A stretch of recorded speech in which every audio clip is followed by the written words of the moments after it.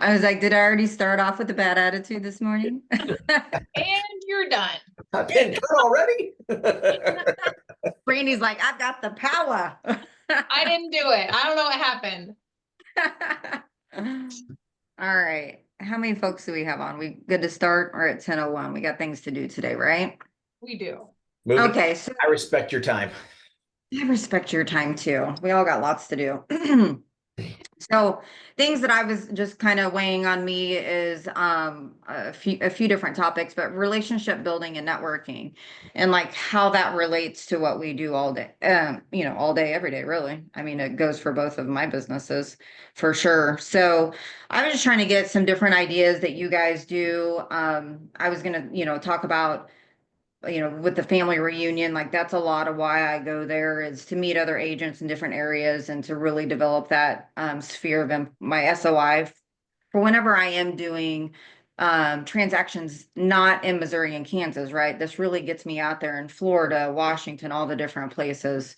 Um, and then obviously you guys probably follow some of the crap I do on social media. I'm out all the time and that's what I do. I talk to people about what I do every weekend, all day, every day. But in addition to that, are you guys doing anything that's you got any fun things up your sleeves that you guys do to reach out to other folks in our industry?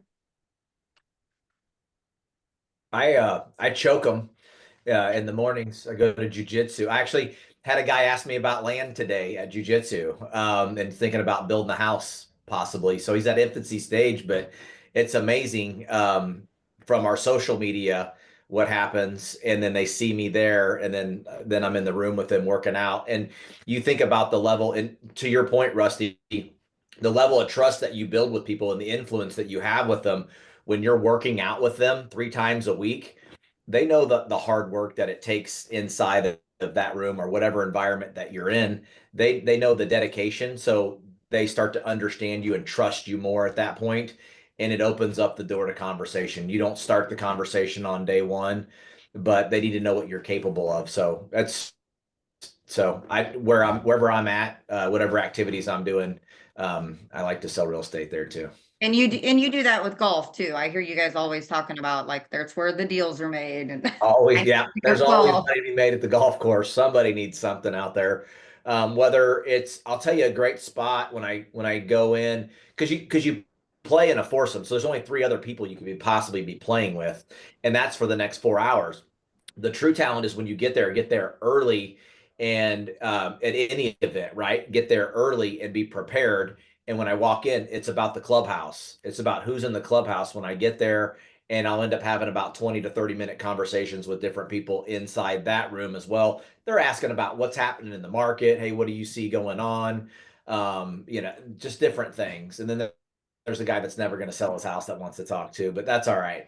Um, Danny. You'll have that. Anyway, yeah, but just wherever you are, be open to that conversation, but allow the time to be able to do that. If I go running in there 10 minutes before I'm teeing off and somebody wants to talk to me and I'm like, I gotta go, they feel unimportant all of a sudden. So be prepared, get there early so you have that opportunity to spend 10 minutes with them and have that conversation, and then you can still make your time. You're not late. Yeah, I definitely need to work on the get there early part for sure in my life. I'm one of those people that I'm trying to put 10 million different things in one day and it is what it is. But I do believe getting there earlier is a much better opportunity to be able to do those handshakes and introductions. How about you, Lonnie? What do you do? I'm sorry, I just logged on. What was the question? We're talking about relationship building and networking. Like in our industry, what are some of the things that we do that kind of sets us apart to be able to get out there and meet not only other agents to make deals go smooth, right? And going to the KW events and stuff to build your SOI, and that way you can, continue to build your career and not just keep it right here in Missouri and Kansas. But what are some of the things that you guys have up your sleeve that's really working for you for the relationship building and networking? Yeah, I think especially the longer I've been in this is the key people in our world, especially the top 25% of our database, just getting real personal and deep with them. Obviously they get a ton of touches from us. They know who we are, but it needs to go just a step further, and be intentional about it. I seldom get in the car and drive to work or drive home without trying to make a touch on somebody. Like yesterday, it just happened to be an appraiser that had done one for us. And I knew it was a hard one. And I was like, man, I really owe that guy. And I thought this will be a great time to touch base with him. We had a 20-minute chat. I know more about what's going on in his life, and he knows about me. And I was like, I felt so glad I made that call. So I think it's just being really intentional with these relationships. And what you find out in doing that is you really kind of find out where you stand. You'll know real quick if you're the guy or you're the gal. And that's okay. I mean, even if you're not, I kind of like to know where I stand in the pecking order of importance and, of realtors that are in their world and that sort of thing. So, Ryan had just mentioned something about trying to get to things early. I agree completely. I'm a stay late guy too. I know after my golf events and things like that, it's mingling a little bit and being kind of intentional with that time as well. Yeah, and then Ryan, you had brought up trust. I think that's a huge thing that I've heard a lot of people say is, oh man, I trust that person. They're real good people, all the things. And I see that a lot in our office, right? I go to these other offices and give my spiels about, Apex and stuff. And there's a bunch of fun little slimy people out there. You can just tell from the first conversation. So we're not all created equal. Amen. Yep. Know, like, and then trust. And so don't try to create that trust thing too quickly. It takes time to build any relationship. Just think about when you're trying to woo your spouse, right? It took a little bit of time in convincing. But again, over time, it will happen. But consistency is the key, right? Mhm. Trisha, I've seen you out doing quite a bit of things, trying to get out there and do some relationship building. Do you want to share anything you got that might help others? Yeah, hi, good morning. Can you hear me? Yes, beautifully. Awesome. I think I just had to go back to some of the basics of just growing up and things that my mom used to encourage me to do. And she used to be really big on thank you notes and really big on gratitude and just showing up where people have offered a hand and be sure that you go back around. So it's just kind of been a little intention. I've tried to reconnect with local businesses who have done me favors. I'm going to probably reach out to them again. So I want to be sure that I've kind of done my part in responding and returning. Yeah, I think out of improvements on that for my own self, I can get out there and talk with the best of them. But I tell you what, the follow up or yeah, really just the follow up is something that I need to improve on. Like I've made a best friend probably every day, and then me making time to actually circle back and be intentional and talk to them more is an improvement I need to do for myself.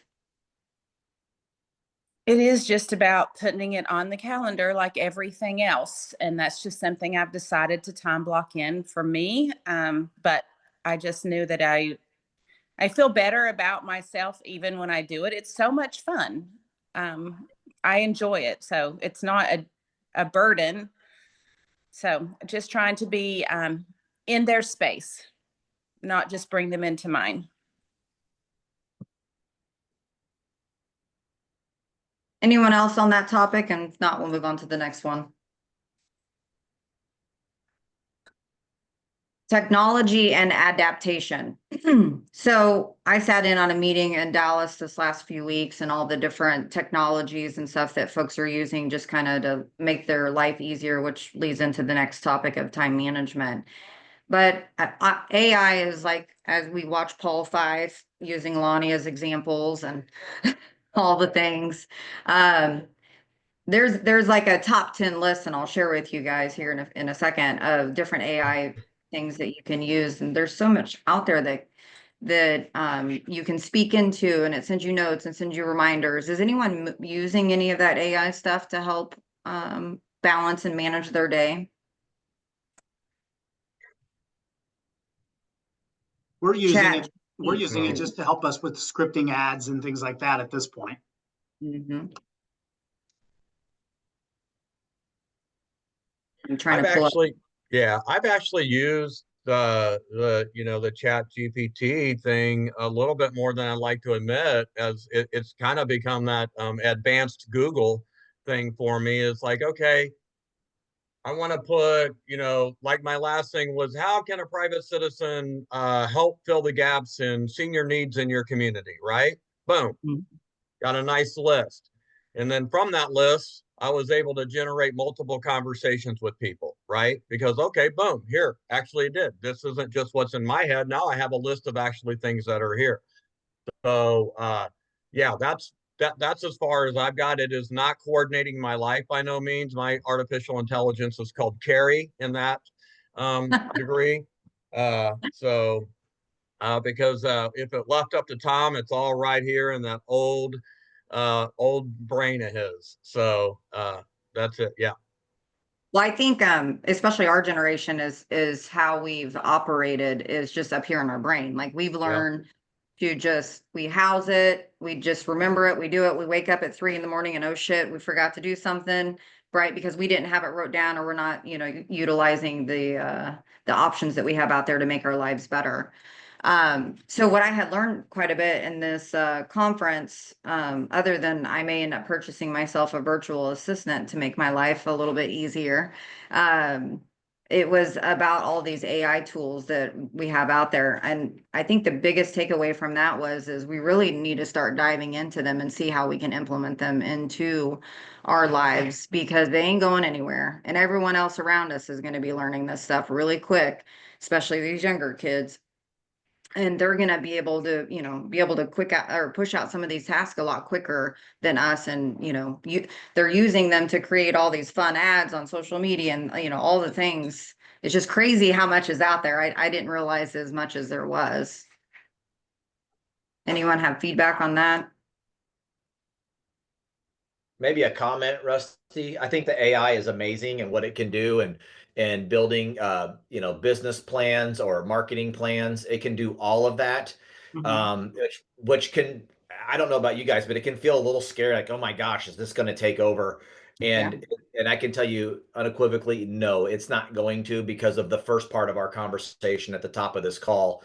Going back, it cannot replace the relationship piece. We are human beings, and as long as we are always human beings, we're going to need that interaction, and it face to face is where it's going to win every day of the week. So will that assist in allowing us to get in front of those people at a higher rate? Absolutely. But when you show up, you still got to know your stuff. You still got to be genuine.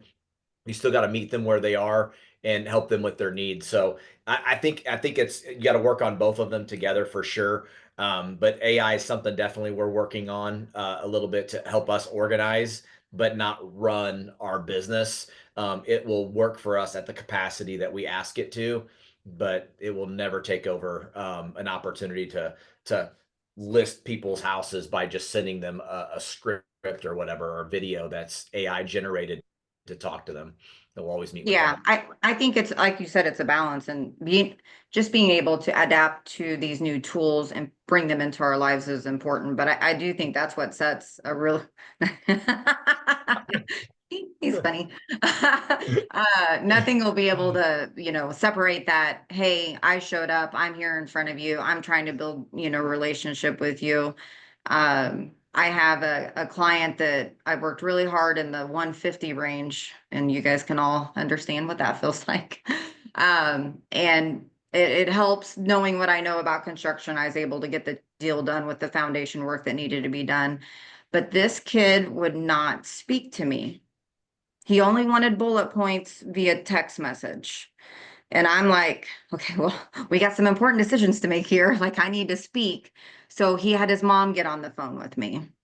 And I've known this family for a while, but the whole thing, and I just I had to take a step back and be like, oh yeah, this generation of kids are not like us as far as being able to get on the phone and speak and have conversations and go back and forth. They just want it in writing and less talking. Thoughts, experiences? Yeah, go ahead. I was just going to say, I just had the exact same experience, Rustalyn. First time home buyers, I don't even know if it's an age thing or just like the tools that they've grown up with, or I mean, I've experienced a little bit at the high school level. Mhm. My daughter Lydia, like the teachers are so like multitask, they're so overwhelmed that they just can't even, it's not even possible for them to give the students the attention they need. So like when Lydia has a question on something, it's always like shooting the teacher an email and she gets a response at 9:30 at night. Like I think that's just this generation is like it's what their experience has been. Even to her getting a job, Lydia just got a job because she's out of volleyball for a little while at Dutch Bros. And I Mhm. actually really like them. I think they're a really high quality organization. I like their ownership and what they're about. And from her initial application process through 2 interviews was all online without a person. It was her 3rd interview that she actually met a person. So I'm just like, I had a lot more, and this was just this week. I had a lot more, I think maybe empathy is probably the word for my Mhm. new first time buyer clients that don't even know how to communicate like a person. And everything they were doing was email and text message. And I'm like, but I want you to look at this picture. Same thing. I want you to look at this picture and we need to talk about it because I want to explain some things. And so much gets lost in translation when you're texting and emailing. And I'm guilty of it too, because Yeah. sometimes like I'm multitasking and I just want to fire off a text right instead of taking a break and stepping away and having a phone call. However, that's my choice or my laziness or whatever you want to call it. This super young first time buyer generation, I think it's how they've been conditioned. Like that's how you get things done now. And so it's just too big of a decision and there's too many risks involved. Yeah, there you go, Tom. There's too many risks involved to not fully be understanding. And you Mhm. guys remember that have been through Bold before, where they put the sign up there that says, I didn't say Tom did that. Do you guys remember that sentence? And depending on which word you emphasize, it means something totally different, right? Yeah. I didn't say Tom did that means Tom did it, but I didn't say it. Or I didn't Uh-huh. say Tom did that. I'm Mhm. implying that Tom did it. I just didn't say it. I didn't say Tom did that.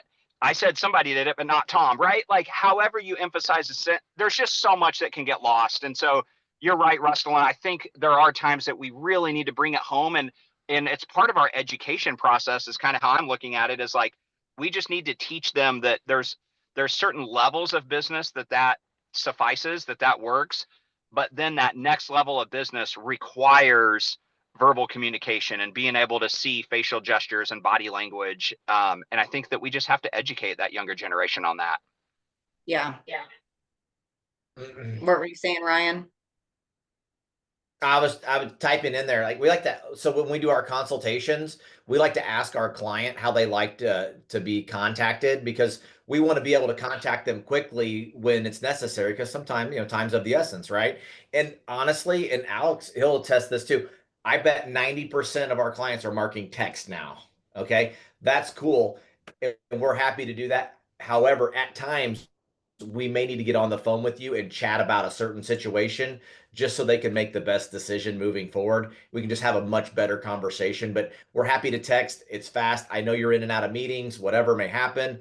So we can do that, but let them know at times we will need to get on the phone. So it's a quick text. Hey, do you have 5 minutes to jump on a call with me right now?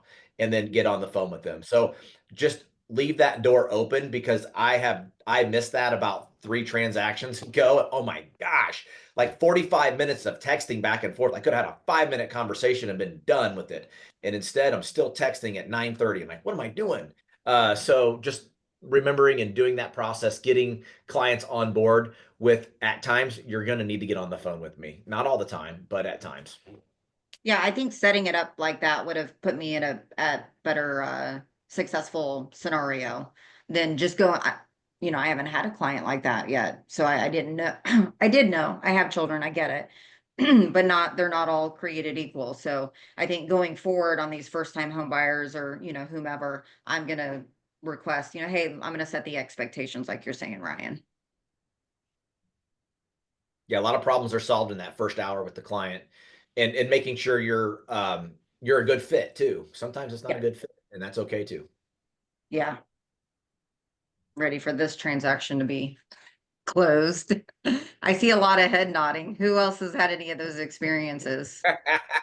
John Mooneyham? Hey, yeah. Yeah, we got one coming up that we're on our fourth buyer agent. So that's our fourth lucky number 4. It's gotta happen this time. I think we're gonna get there. So we got the appraisal back. We're all clear. I think we just got to wait on that clear to close come in. And I think we'll be able to get it. But yeah, 4 different under contracts. Crazy. So yeah, that's the one can't wait to get through. What was your challenge on that? A lot of things. Timing of the year. We had we had this grand plan, based on the kind of quote mild winters we've had the last couple of years. Q4, Q1's been one of the best times for all of us, especially at Southland the last 3 or 4 years. I mean, we've had record, right, Lonnie? Like it's been non-traditional mild weather, and so we kind of were thinking that was going to happen again this year, of course. And then a Chiefs, possible 3-peat, but realistically, Rusty, the property was unique because it's a great property. It's a fantastic property. But so I gotta send that to voicemail. And it's got a lot of good things about it. But the home, it's an as-is home. It needs some updates. And anyway, we were right under contract right out of the gate, and then Murphy showed up. When nobody else does, Murphy will show up.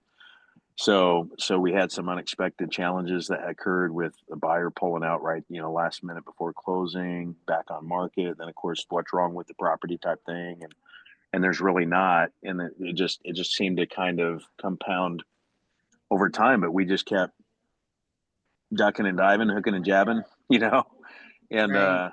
you stayed in the ring, man, and we just had to wait for the right one to come along, and we coach up well to it at Southland that you gotta adapt, improvise, and think of outside the box. And so anyway, I think we get there. I think we get there next week. So Good. Yeah, I think yeah, that's what helped. I don't want That's to say what any more because I don't want to. I don't Yeah, want anything else to happen. I don't want to speak anything into the universe. No, we're gonna Yeah. have an amazing, successful year. Yeah, that's all right. That's all right. I think bringing solutions to the table and just back to communication is a huge thing for all of us. Instead of just having that mindset of we can't do something or whatever, just take a step back and rely on your team here at Southland. If you don't know, there's always a solution to something. I would have lost this deal if it wasn't for who I know in the construction industry and could come in and get these foundation walls set up appropriately or the correct way. And I reached out to a few of you to get Royal. I think Lonnie, giving me the guy's cell phone number for engineering. But, it took a lot of, coming up with ideas and not just giving up. It would have been a lot easier just been like forget it. But I don't know, just that communication when you guys set up your transactions with other agents. Do you guys kind of treat it as a project and you get like your email formulated, you communicate with both sides, send all that together, send it over to title? Is there different ways that you guys do that? I see the fins. I know you guys have like here's like what my expectation is and how I would like you to send stuff out. Does anyone do anything differently? We try to, to have the offer sheet and who the title company is, and with some, basic instructions that we would like followed. 50% of the time, it's like, okay, who's your title company? It's like, did you get the offer sheet? So, but yeah, we try a little bit to set some expectations with the buyer, right? Mhm. So yeah, I've with the seen some buyer safety. agents. Yeah. I've seen some agents have like I don't know if it's an app or what it is, but they'll shoot out like, hey, here's next steps. We just completed phase 1. Here's what next steps are. And it's constantly keeping them in the loop of, what just finished and what's coming, kind of like a timeline type scenario. Does anyone use anything like that? Yeah, don't. Rusty, I do. Oh, sorry, Lonnie, go ahead. No, I was just going to say, we don't, but I do, people I co-op with, I get copied on what they're sending out. So I think more and more people are starting to go to something like that. We use two different things. One, I actually use the client notifications that are in command. So when we're within the opportunities, you each step as you complete one of the tasks within the opportunities, it will auto send an email at your preset time, whether it's at the end of the day or at the beginning of the day, or you can put a specific time in there. And for the task, when you click one off, it says a message that you type into command, and then it's the same on every transaction. And you can put in there here's what comes next. So we use that through command in our opportunities. However, you are limited a little bit within command. So we also have a next steps smart plan that's in command. And I've never done this before, but I'll just post it on the library. And if you look up my name in the library in command, you'll see the stuff that I posted. I'm sitting down at my computer now, so I'll post it right now. And it's nice just so that not everybody opens emails, right? But the ones that do, they're getting it. It's just another touch for them to see, like, here's how the process works. Here's what happens next. And then they get an email either every day or every other day, or you adjust the frequency to whatever you want. So I'll post that in the library and command smart plans right now. I think that is, I think that's really good. And I asked that question because of the first time home buyers, because, right, obviously they've never been through this. And then you also have some folks that have not sold a house in 20, 30, 40 years. So I just think from a consumer standpoint, if that were me in that scenario, I think I would really appreciate updates. Here's what's next. It just kind of keeps them in the loop, because maybe you're too busy doing 5 or 6 other transactions and you didn't specifically have time to you know, call them or touch base with them that way. At least they got a touch somehow, some way to themselves from you. Hey, Rusty, Well, just to be clear, we have two different things we're talking about here. We have client facing, and then we have co-op agent facing, right? Communication. And there's Yeah. two things there. And how we communicate with co-ops, most generally, because a lot of them are using admin help as well, we are hitting them with emails. So everything is documented with them, because that's important in our business, right? And then with the client, if they like text message updates, we text message the clients in our group message that we have with them individually, letting them know, or it's a phone call for me if necessary, letting them know where we are. And then, like you mentioned, this is our next, hey, this is what we did. This is what's going to happen next. And it should be happening probably midweek next week. I'll follow up then. So they know what we did, what's going to happen, and when they're going to hear from us again. So again, we set another expectation. We deliver on that expectation. Level of trust goes up again another notch. We deliver what we said we were going to do. Opportunity to get another referral from them comes in. That's kind of our process. Yeah. Relationship building with the trust, because there's nothing worse than working with an agent that doesn't communicate. You did the deal, we signed the contract, you haven't talked to them because you're working with their TC, but you haven't talked to them until a week before you're getting ready to close, maybe. Right? I can do better talking to the agents. I'm bad at talking to agents. It's all great when we get under contract, boom, and then it's just like gone. Cricket. And the teams are taking care of everything. We're working with the clients. The teams are working their thing, and then we'll come back together I'm working with Paula Voss on one, and we just talked again today. I think we talked one other time during the transaction, and we're closing at noon. And it's like, okay, so where's the opportunity with co-oping? I need to call her back again this afternoon when I get a second and thank her for working with us again. And just the opportunity to co-op was great, and continue to work on those relationships, not just with her, but with any agent. Sure. So that's a great reminder. Thanks, Rusty. So the key word there was trust, and or I'm sorry, again, right? You've worked with this agent already prior, right? Yes. Right.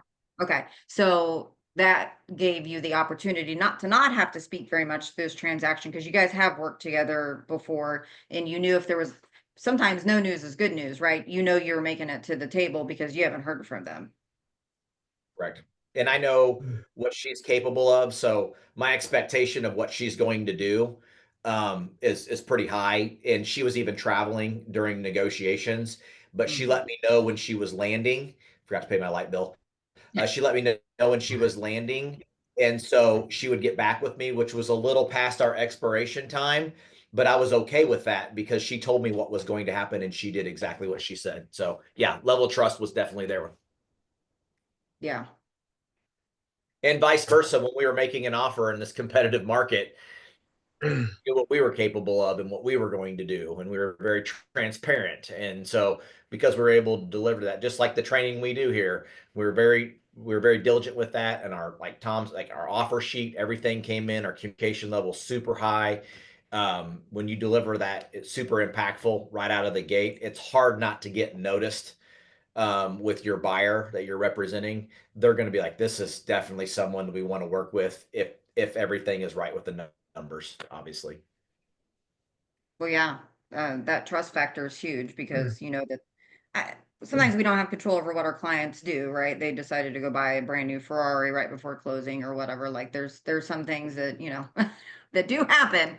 But if you've worked with the agent before, that trust factor is huge. But what you did to get that trust factor was, you know, a whole nother deal. So, which is what I strive for every time I'm working with new agents, existing agents, is just to keep that good rapport. So that way, when my offer does come across the table, then they know that I'm good for it. Hey, Rusty, I would Mhm. add to that also, you know, I think, you know, when you're a listing agent and you get that call that it's time to meet the appraiser, or appraiser wants to get in, you know, sometimes you're getting a text, or you're getting an email. I highly recommend actually engaging the appraiser with a conversation. And if you have the opportunity to meet them in person, I think that's a good thing. Over the years, building relationships with these people, if you notice, like in an FHA appraisal, there's a dozen people that you're going to probably likely they're going to get picked for your deals. VA, there's the panel. You're going to get a certain number of names. This pool of people. If you get to know them, it can really be rewarding. It's easy to just say, yeah, here's the combo. Good, you know, go do it. Let me know if you have any problems. I highly recommend getting to know these people, and I'll give you an example where that pays off. And you know, it's hard to judge if it's paying off until you get these kind of calls. But yesterday I got a call, and I won't name the appraiser, but the appraiser called me, left me a voicemail that he wanted to talk to me. I'm like, well, that's never good. So I call him back. Amber's in the car, and he lets me know, hey, I just want you to know I put this deal together for you. This was going to be a tough appraisal, and it would look like we were going to come in low, but we busted our tail to hit the number for you. He kind of wanted to just pound his chest a little bit and let us know that because of our influence in the marketplace, not only as our team, but our office, that he came through for us. That relationship was built over the last, you know, 8, 10, 12 years. So now that meant a lot to Teresa on my team, you know, that it was her listing. Of course, she's working in the school district and has no idea we solved the problem. But those relationships are valuable.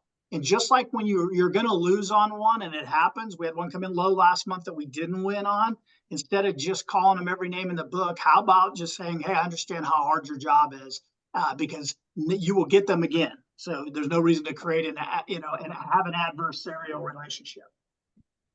Lonnie, thank you. Can I ask a question about that, Lonnie? Mm-hmm. So I've always had the mindset that I need to keep a healthy professional distance between me and an appraiser. Tell me, how do you navigate that? You know, it's more personal. I'm not sitting there telling them they have to, here's the comps you got to use. I'm really not doing that. If they ask me for that, and sometimes they'll hit me with the one that came in low last month. They reached back out and just said, hey, we know you know the market better than anybody. Can you tell us what data you were using? And we'll go over it together before I even start grinding on this thing. So I spent a lot of time, turned in the data with a lot of comments, and it helped. It softened the blow. We did miss, but the deal was able to stay together. So where they originally were going to bring it in, it was not going to work. But we're not strong arming them in any way, shape, or form. But I will tell you, these people will bend over backwards for you when you have a relationship with them. They don't want to let you down within what they can control. So you're not going to win them all. You will not win them all. But that call yesterday was a great example of somebody who went the extra mile without me influencing them in any way. And they were just wanting to kind of pound their chest that they really busted tail to make the deal work. And they were able to find some additional data and things like that. Okay. Brandy, that might be one we could add to, and Tom, education of some sort for a class, like having an appraiser come in and just kind of give us some 101 things that we can, say or do to improve, not the relationship building, but just in general for appraisals. Help us with comps a little bit, even though Lonnie, I know you do an amazing comp thing. Just a thought, just throwing that out there. Yeah. Absolutely. Yeah. By the way, the one that came in low, I gave the people a range of where it would sell from 410 to 420, and let's list it at 420. They chose 425, and we sold it at 430. Okay, so we're 10 grand above what I thought was the high number. Guess what it appraised at? The top number I said their house would sell for. So now that was a little bit coincidence, but nonetheless, we were playing on the house's money the whole time. And I told my people that the whole time. They were still crushed like a bug, but nonetheless, I at least had a conversation to be able to refer back to. So these appraisers do want the deals to work. They do want to work with us. I believe the most part you're going to get, you're going to get the odd duck out there that's maybe could care less. But I think for the most part, they want to make the deals work. I love that, Lonnie. House money, that term right there is super powerful. And then, hey, don't spend it just yet. We got to, there's some things we got to do. And that's definitely, we haven't had that conversation a ton in the last year, but it's something we may be revisiting over the summer as our demand looks to be increasing at this point. So I love that, house money, and don't spend it yet. Well, and you set expectations, Lonnie, and you built trust by, being right, actually. They're like, oh, that Lonnie does know what he's talking about. That wasn't, I told you so without telling you so. There is a great slide in the agent Kickstart, and I'm really liking it, actually. I've been using it already a couple of times. And I had somebody say, well, I don't like that offer because I just put in a new septic. And so they want dollar for everything they put in there. Well, when we were at our listing appointment, I remember we went through the slide that said how the property is priced. That some of the misconceptions are, we don't want to price it based on what you paid or what you want or the cost to rebuild or even what you owe, what your neighbors say it's worth, or even based on, so opinions, not based on actual comparable sales. So anyway, we were able to go back to that slide when he was saying, well, I don't like that offer because I put so much money into the septic. So anyway, I feel like that's a great thing to go over at the listing appointment. So they're not trying to get dollar for everything they ever put into the house. Yeah, there's an expectation in that data of your comps that the houses have adequate roof, septic, and so on and so forth, right? Right. What that tells me is theirs was inadequate. So yes, new is nice, but actually they just brought it up to the standard. That's so perfect. if that cost them 25 grand, sorry about that. It was time. Well, the other thing is I still do what you do, Lonnie, and I put what I told him the property was going to be worth on my folder and I circle it like really good. So I don't forget what I told them. So whenever they got the offer, it was right where we said we would land. Yeah. So I circled back to my folder as well. Of course, they forgot that whole conversation. But anyway, it's all those expectations at the beginning are really great. So Shelby, we're seeing what you're writing in there. Do you write cards? Yeah, I had one really nice appraiser. His name's Hayden, and I just had a really difficult sale. And so, anyways, he literally got up on a ladder and popped some siding back in so that he could pass the appraisal. He was so nice. And That's cute. yeah, so I sent him a really nice thank you card, and I've used him as a resource a couple other times when I came across a few things and just got his opinion. But those thank you cards. Another side note: I had an agent that I called because I, got to see her inspection report. So I called her and she gave me the whole lowdown on the house, and so I sent her a $25 Scooters gift card. And guess what? She loves me now. Like, if I do any deals up north, that woman's taking my phone call. So it just little things like that people don't think of. And also in the back of our mind, we always need to be building our pipeline. So all it takes is that one thank you card to that great agent we worked with. And they're like, oh, well, maybe we should come to Southland because their agents are just that simple thank you card makes the deal really seal. So I've done that on quite a few agents that I really enjoyed working with in hopes that they come join us in the future, but not like pressuring them. So the appraiser's appreciating the, pat on the back from you. I mean, everybody wants to feel like they've done a good job. And whenever someone like you reaches out and thanks them for that, I mean, it brightens their entire day, right? Makes their whole week. So they want to continue to do good jobs versus some of the agents that they get to work with. It's not so fun and friendly, right? Right. Yep, They're, they're, exactly. they're more apt to remember folks that are, brightening their day. That's just how humans work, right? This is this is blowing my mind because I guess I've always been in the mindset that I don't want to give any appearance that I'm trying to manipulate or the appraiser's final figures. And I mean, this is help me because I mean, if this is something I should have been doing all along, Yeah, you just weren't raised by the right brokerage yet. Well, is it okay for us to? I mean, because I guess I used to hear stories about how agents would take appraisers to lunch and they just Lonnie, you can talk to this, and used to say, hey man, this is the number, these are the numbers I need, and help me out here. Yeah, see, no one's doing that here. No Right. one's doing that. We're not We're offering them saying be friends. kickbacks. We're not giving them kickbacks or Royals tickets or Chiefs tickets or Like any a of that gift stuff. card. Yeah, but it's such a nominal thing. That's a gesture you would give to just about anybody, right? Okay. Yeah, you're right.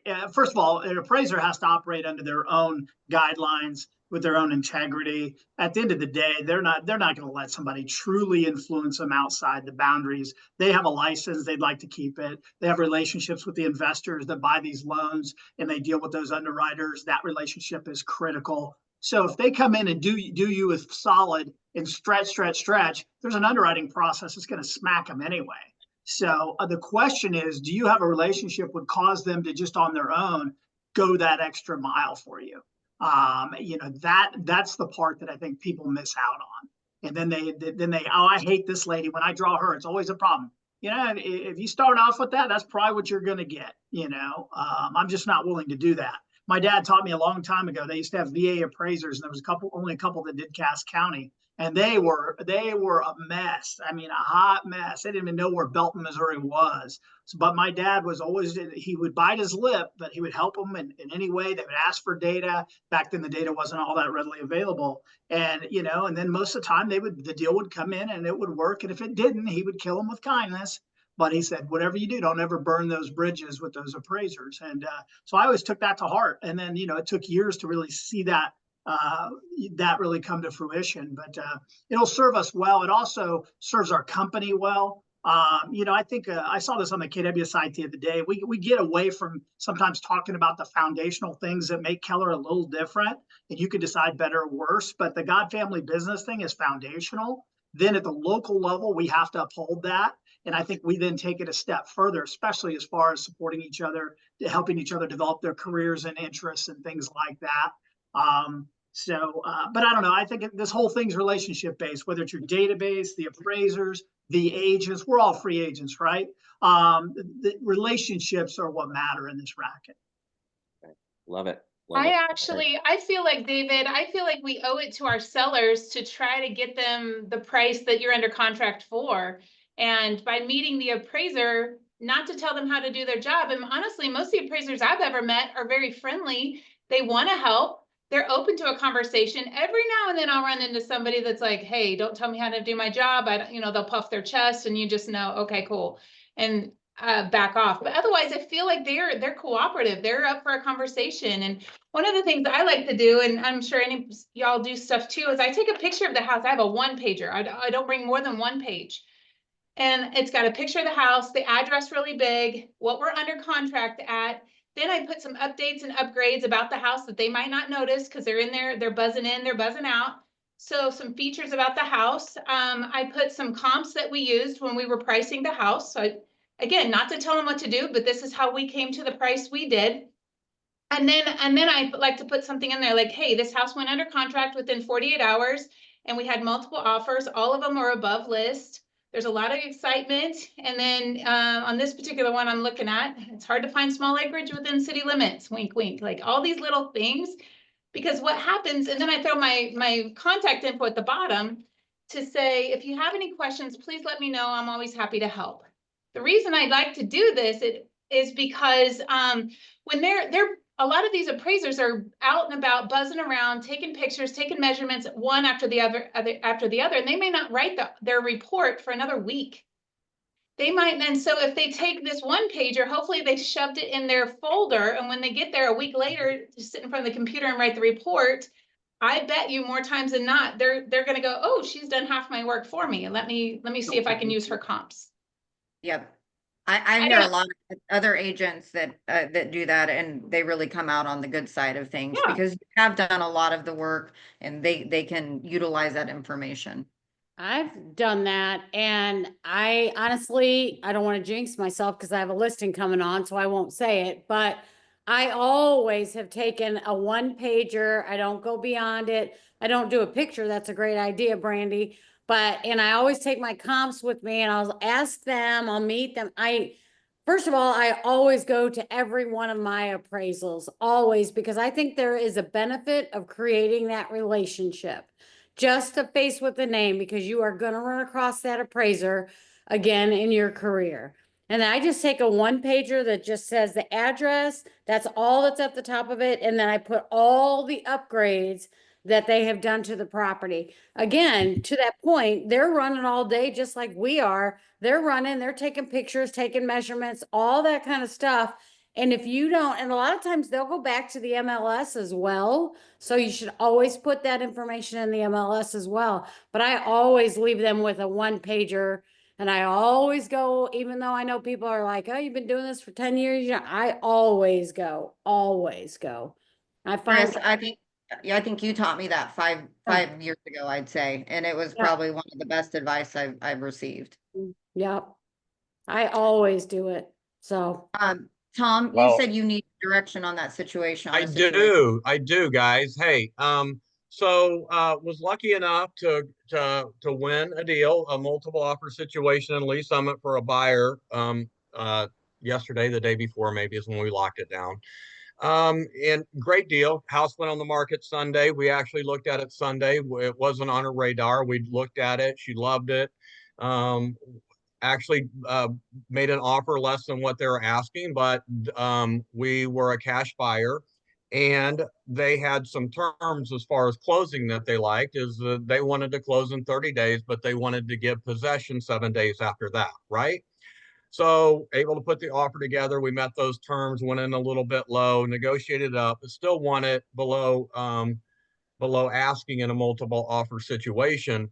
And then after it's all said and done, then the client, my buyer client, it's like, hey, can you tell me what that really means? Like, I own the house on this date, but I don't get it to this date. And who carries the insurance? And what about this? And what about that?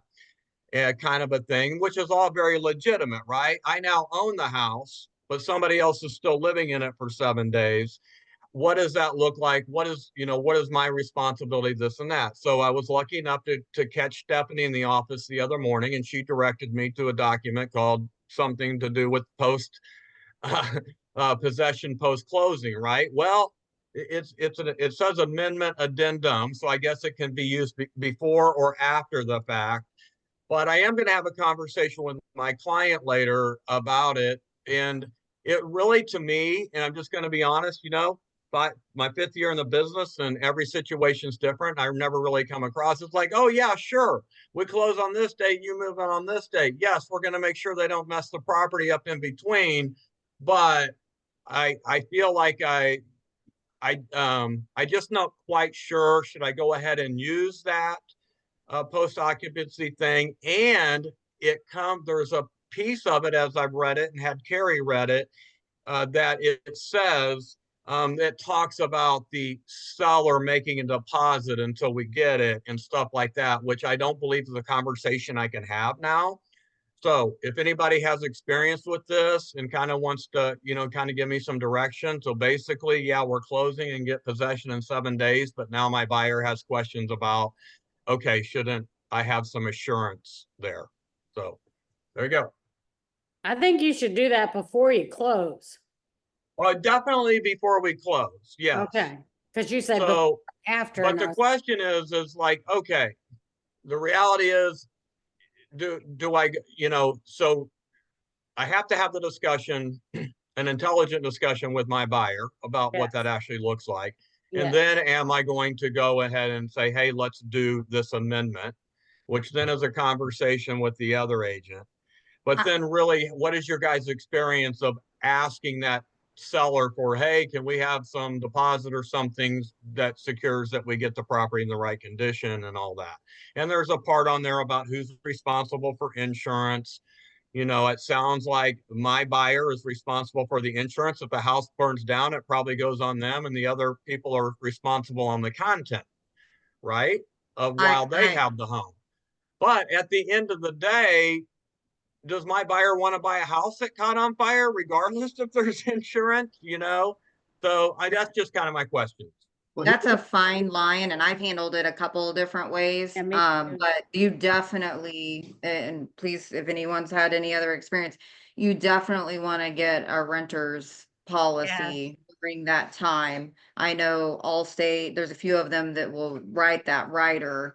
But that'll cover it for both people on both sides. I've done the same thing, and I would talk to Matt Davidson about it, Tom, because he can lead you through it. A lot of times my people have used Matt, and then they have a writer built in for those types of situations. So I would definitely find out who your clients, who they use.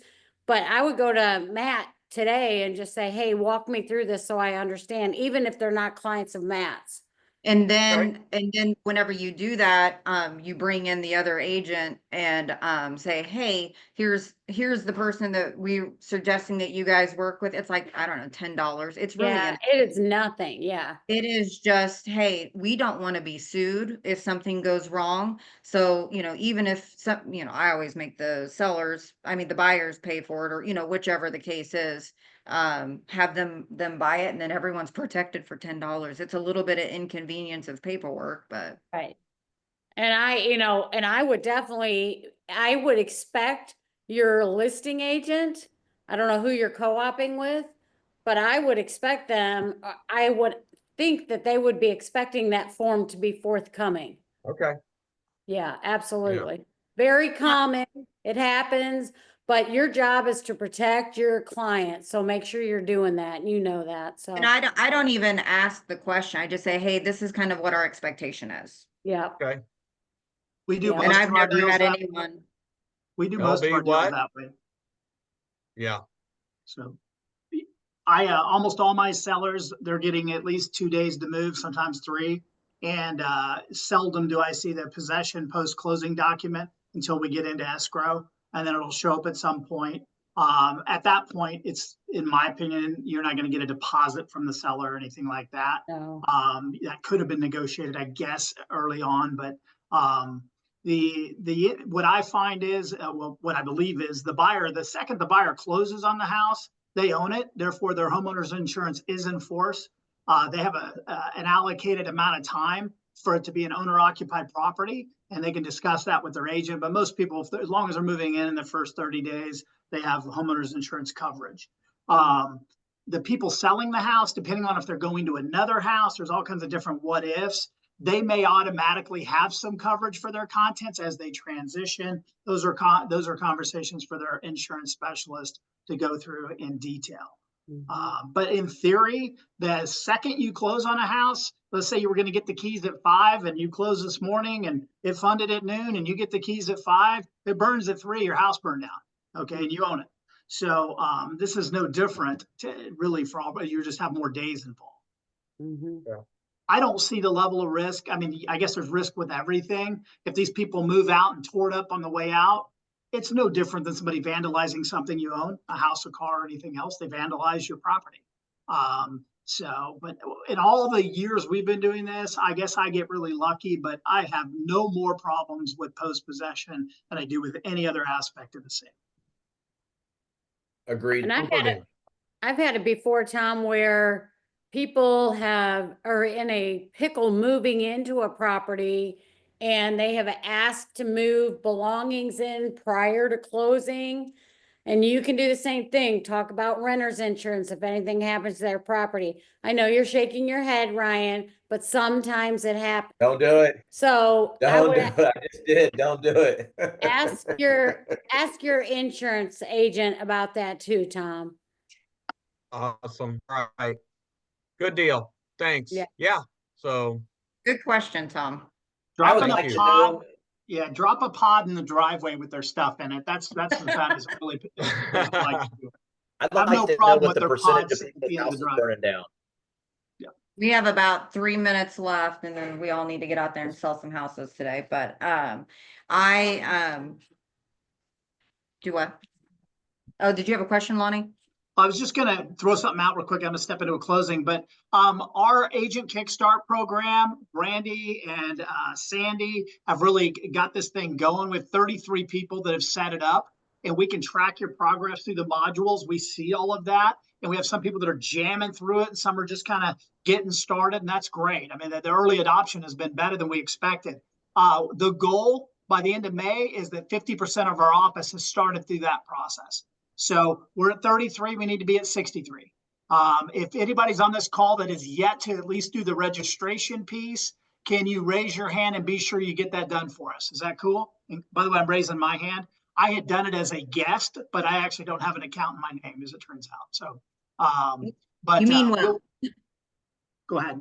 I said, you mean well. Yeah. I will repost the directions on how to get back in there. I'll repost that and pop it back to the top. Good call. Good call. Thank you. Yeah, that's Bye, right. Lonnie. Have a good day. Has anybody read this Buy Back Your Time book by Dan Hotel? I think that's how you pronounce it. Anyways, this was the book at the convention I was at that everybody was talking about and raving about. And most of the people that I met, it was like, hey, have you read this book? Have you read this book? So just FYI, if anybody wants to jot that down, there you go. I haven't read it. And if you have, don't be the spoiler. I've got it. I've started it. It's awesome. Okay, good. Well, I'm excited. I'm trying to finish. Brandy, I'm still trying to finish up one more, the book that we did last year. I started it on the plane this week. So after that's done, I'm moving on to this one. Well, I appreciate everybody's time. Thanks for listening to me ramble this morning. I love bringing up these topics, and I think the appraisal thing, especially the Tom situation too, is a big one. I'm glad we blew your mind today. Great job, Rusty. Totally. Yeah. As always. All right, you guys. Anybody have anything else? see you guys. I'm not sure Have a what successful week. Alex's camera has been wondering. I think wonder it's what are in we his- looking at Yeah. there. I think it's in his messing pocket. with my mind. Oh my gosh, I can't stand that. Or it's just like Oh, no. There we There you go. go, Alex. oh, I was being There we hypnotized. go. Yeah. Everyone See you have a guys. successful week. Thanks, Yeah. Rusty. Appreciate Great you. job. Guys, stay calm. Bye. Great job. Hooray. Bye, guys. See ya.